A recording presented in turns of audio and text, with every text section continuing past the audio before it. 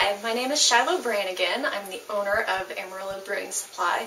One of the most frequent questions we get is how to brew a batch of beer, so I decided I'd make you a video and explain step by step how to make a all extract brew. So we're making an all extract with Pilsen Light dry malt extract and steeping grains. So right here we have our dry malt extract, and we have steeping grains. There's caramel 40, carapils, and chocolate malt in here, and we're just going to steep that for about 20 minutes. We're going to use a liquid yeast. It's White Labs Irish Ale, WLP 004. We have, for our hops, German Spalt and German Northern Brewer. We also have some Y yeast nutrient for the yeast. And as for equipment, we have our 20-quart brew pot, our floating thermometer, and we have our hydrometer, our great big spoon here.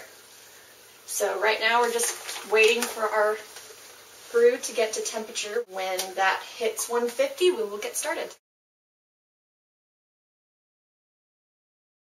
It's at 155 right now, so I'm calling that good enough. Any higher than 155 is going to cause some off flavors, and we don't want that. So we're going to steep these for 20 minutes at 150 to 155. So you want to make sure that you tie your grain bag very loosely, and you'll see I've got it tied very loose, so once you poke it and stir it, you can get all the color and sugar out of it. We're a few minutes into it. We're still at our steep. It's important to make sure that you continually stir your steeping grains to make sure that you get all of those colors and flavors out of it that you can get. Our sparge water is at 159, 160, which is where we need to be. So we're going to go ahead and remove our grain bag. Okay, and just bring this over to your sparge water.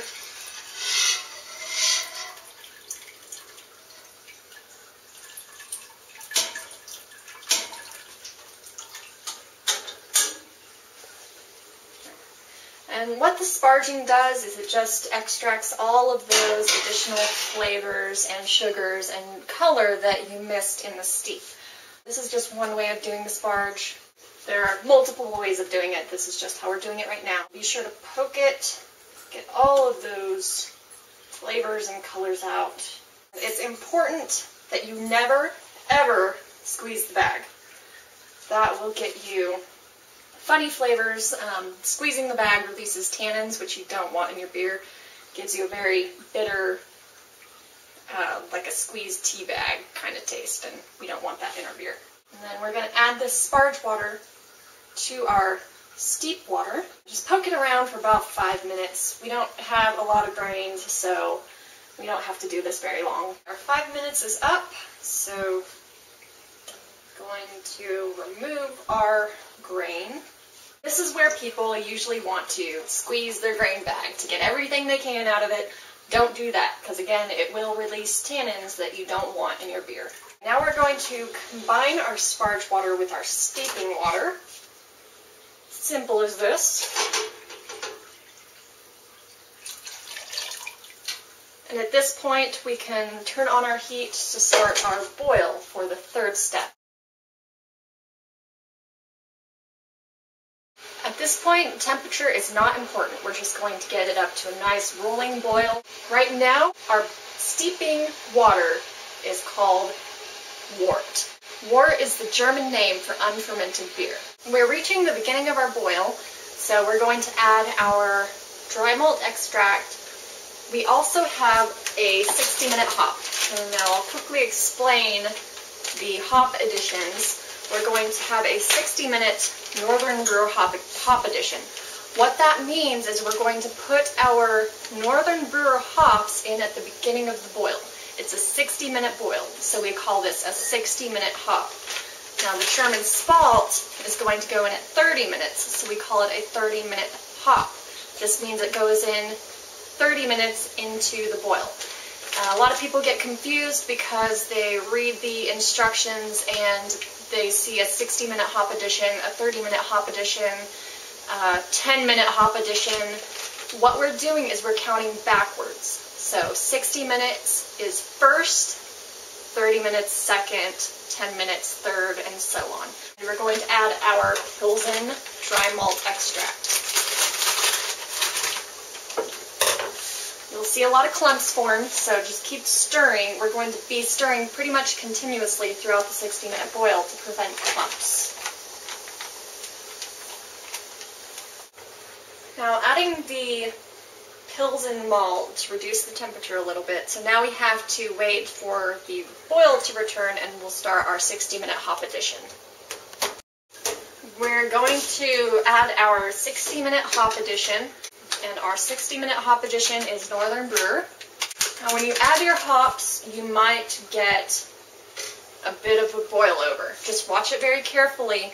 If you do see that it's about to boil over, just remove your wort from your heating device, or you could squirt it with a bottle of water, cold water, and it should take care of it. But just watch it pretty closely. So here goes our 60-minute hop addition. Depending on your next hop addition, set your timer for that. So my next addition is in 30 minutes, so I'm going to set my timer for 30 minutes. It's been 30 minutes, so now we're going to add our 30-minute hops, German's Fault. Your 60-minute hops, they're for bittering. Your middle hops, around 30 minutes, are for flavoring, and your late hops, or your finishing hops, are for aroma. We don't have any aroma, we're just going to add our bittering and our flavoring hops. Again, watch it for boilovers. Now we're going to set our timer for 20 minutes, and at the last 10 minutes we're going to add our yeast nutrient. We're going to add our yeast nutrient now. We have two to choose from, Y yeast, which is a powder form, and LD Carlson's version, which is a crystallized form. I'm going to go with Y yeast just because, and I'm just going to put a half a teaspoon in and let it go for another 10 minutes.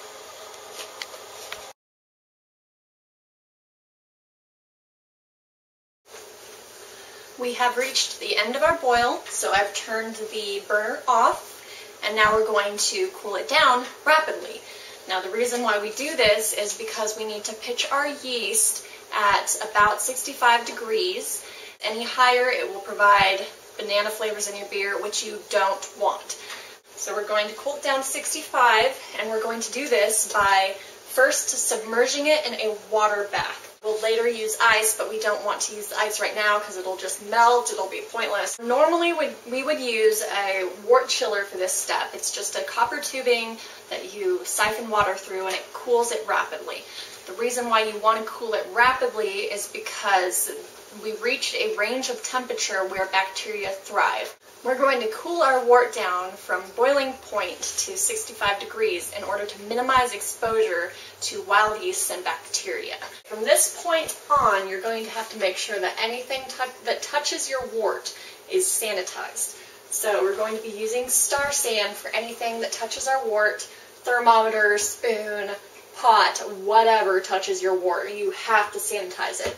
Make sure that you sanitize your hands before you touch anything around your beer. Your spoon, your thermometer, your hydrometer. Make sure you sanitize your hands. Our temperature is at 152 about. We're going to keep stirring, and soon we're going to replace this water with an ice bath. Now we're going to fill our water with ice. We've already drained our water. We filled it with new water, and now we're going to fill it with ice. You will probably have to do this a couple times. It's going to get hot pretty quick, so I'm going to fill it once with maybe a third of this ice. This is our 6.5 gallon carboy. This will be our primary fermenter, which means it'll be the first thing that we ferment in. I just wanted to show you, this is water with Star San in it. This is before it's been shaken up. So I just wanted you to see how it looks when you shake up Star San in some water. And I'll just show you right here.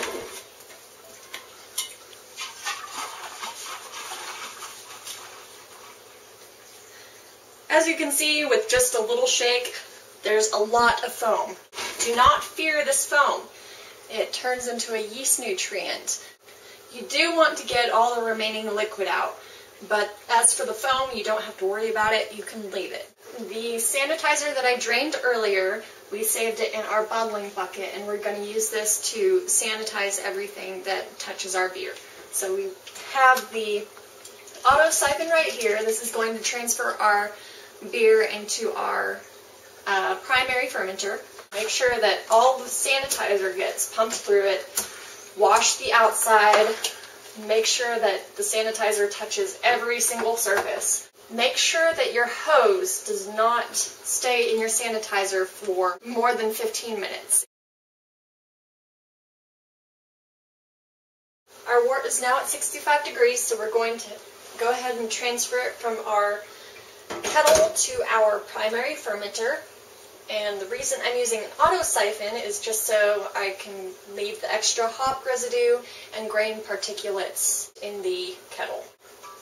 Just going to pump it a couple times, and that should start our siphon. Since this is an extract recipe, we'll have to make up the difference with some bottled water. You see our line is just right there. We need it about right there, so I'll make up the difference with this.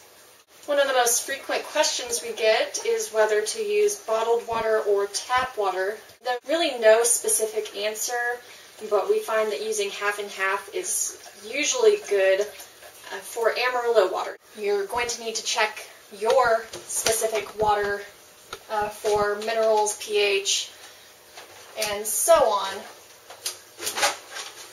And then you're just going to have to try and experiment and see what tastes good to you. At this stage, we're going to aerate our wort. You could do this in your pot, but I forgot, so I'm doing it in my carboy. So just make sure that you break the surface. The first stage of a yeast life is aerobic, so you want to make sure that you get a lot of air in your wort so they can multiply. This is the only point where you do this. When you pitch your yeast, you will not aerate your beer. You have to make sure that you do not aerate your beer or it will leave funny flavors. Now we're going to take our gravity sample. We're going to do this by pumping our auto siphon. This is just a test vial. You could use a wine thief, but we don't have one on hand, so we're just going to use our test vial. And even though this test vial never touches our wort, we sanitized it anyway, just in case. So we're going to get about that much of our wort, and we're going to float a hydrometer in this. The way you're going to read this is, you see your beer line right there. Whatever number your hydrometer is floating at on the beer line, that's what your original gravity is. Original gravity is your gravity before you pitch the yeast. My Brew Smith recipe that I made for this, it said that our original gravity is supposed to be at 1.054. We're at 1.050.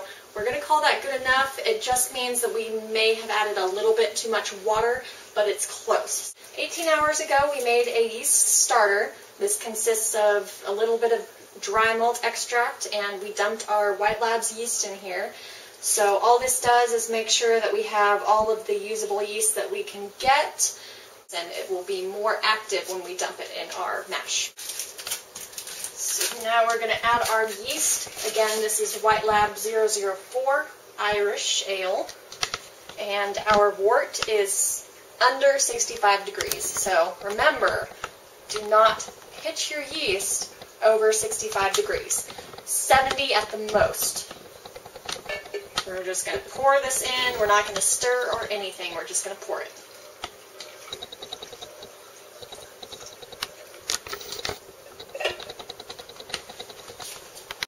Now we're going to add our airlock and our stopper. We filled up our airlock with a little bit of Star San. The best way to do this, so you don't break your airlock, is to stick it on before you put it in your carboy. So just stick it on like that, and then stick it on like this. We're pretty much done. We're going to take our carboy and put it in our brew room. We'll want to keep this at about 65.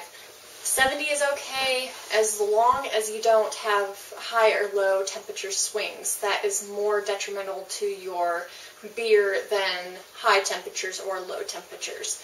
If you ferment too high, say 75 degrees or more, you're going to get banana flavors, which for this style is inappropriate. We're going to ferment this about 7 days. Be sure to take your hydrometer reading to make sure it's done fermenting, and it'll tell you on your instructions what your final gravity is supposed to be. If you reach your final gravity after 7 days, go ahead and transfer to your secondary. The purpose of the secondary is to get rid of the trube at the bottom of your carboy, and the trube is just the sediment, the trash that you don't want. The secondary is going to clarify your beer further. We've moved our wort into our brew room. We're going to cover this up tonight. You'll notice that we have towels covering our other brews. This is to keep the light out so it doesn't have any skunky flavors. Once we let it sit for a while, this will clear up. You'll notice it's pretty foggy, but it'll clarify, and we'll move it to secondary in 7 days, and we'll be sure to post a video of that. Thank you for watching our video. It was brought to you by Amarillo Brewing Supply. Be sure to shop local whenever you can, whether that be with Amarillo Brewing Supply or with your own hometown brew store.